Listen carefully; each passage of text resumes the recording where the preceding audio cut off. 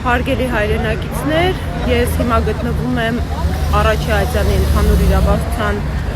դատարանի դիմաց Շենգավիթի նստավայրի, այստեղ ընթանում էր 18 արդարների գործով դատավարությունը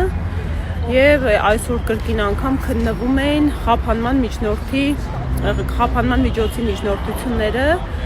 քանի որ հարցադրումները շատ են, ուզում եմ տեղեկացնեմ հատկապես էմոցիոնալ թե ելույթներ տեղի ունեցան, թե արձագանք ստացավ Լիդիա Մանթաշյանի այս պահին Հայաստանի Հանրապետության միակ ինքաղբանտարկյալի վերաբերյալ հերթական որոշումը, որով եւս 3 ամսով դատարանը որոշում կայացրեց երկարաձգելու կալանքի միջնորդությունը։ Ինչ ասեմ, կարծում եմ այս իրավիճակում խոսքերն ավելորդ են։ Ցավով եմ արձանագրում այս փաստը, որ ինչ-որ մարդիկ գալիս են մոտենում, ասում են դատարանը հետևություն չի ստացել քեզ ազատ արձակելու։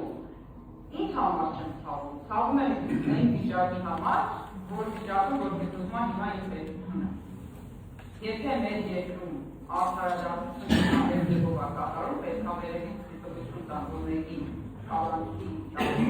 կալանք վերացնեն,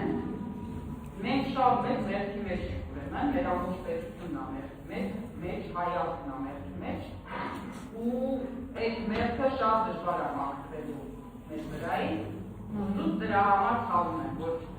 որոշում կայացնելու մեջ մարդիկ անկախ չեն։ Այսքանը։